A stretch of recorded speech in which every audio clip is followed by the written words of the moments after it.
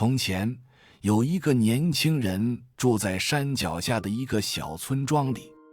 这个年轻人因为懒惰而闻名全村，他整天躺在树荫下打瞌睡，做白日梦，而其他人则在辛勤地劳作。有一天，一位聪明的老和尚来到村里，把年轻人叫到他身边说：我有一个任务要交给你，我要你爬到山顶的最高峰，帮我带回一根羽毛。年轻人抬头看着山，嘲笑道：这不可能。他说：我懒得一路爬上去。和尚微笑着说：呀，但是你看，我要的羽毛不是在山上，它在山的另一边的一个洞穴里，只有爬到山顶，然后从另一边下来才能到达。年轻人很感兴趣，他从来没有听说过还有这种羽毛，也没有听说过这种独特的想法，瞬间激发了他的好奇心。于是他决定接受和尚的挑战。攀登过程漫长而艰巨，年轻人很快就发现自己气喘吁吁，满头大汗。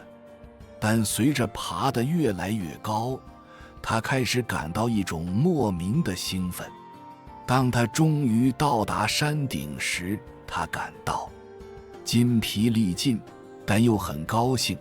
他看着眼前令人惊叹的景色，感受到了一种从未有过的成就感。但真正的挑战还在后面，年轻人必须下山。在山的另一边，他找到了据说羽毛所在的洞穴。往下爬比攀登更加危险，年轻人多次摔倒，历经艰辛，最后还是他跟老和尚的承诺下坚持了下来。当他终于到达洞穴时，他看到羽毛躺在那里，在从入口透进来的光线下闪闪发光。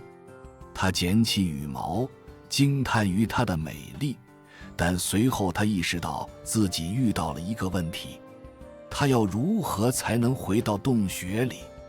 年轻人考虑再三，想要放弃，但随后他想起了登上山顶时的成就感和自豪感，他知道自己有力量和决心再做一次。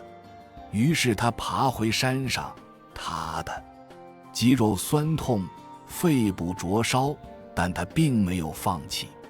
他强迫自己继续前进，因为他知道自己已经克服了自己的懒惰，并在最终到达淤泥时完成了一些真正了不起的事情。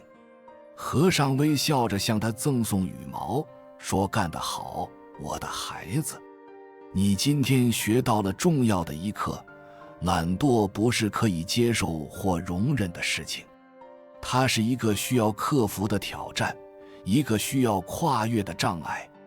年轻人点点头，理解了智慧。听了和尚的话，他意识到自己一直有能力成就伟大的事情，但他的懒惰阻碍了他。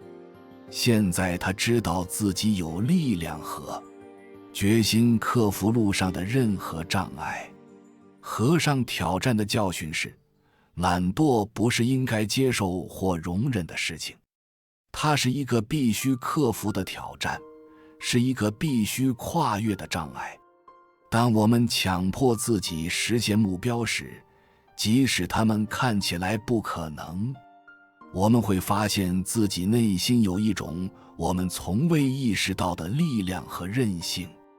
为了克服懒惰，我们必须挑战自己，设定雄心勃勃的目标，无论它们看起来多么困难。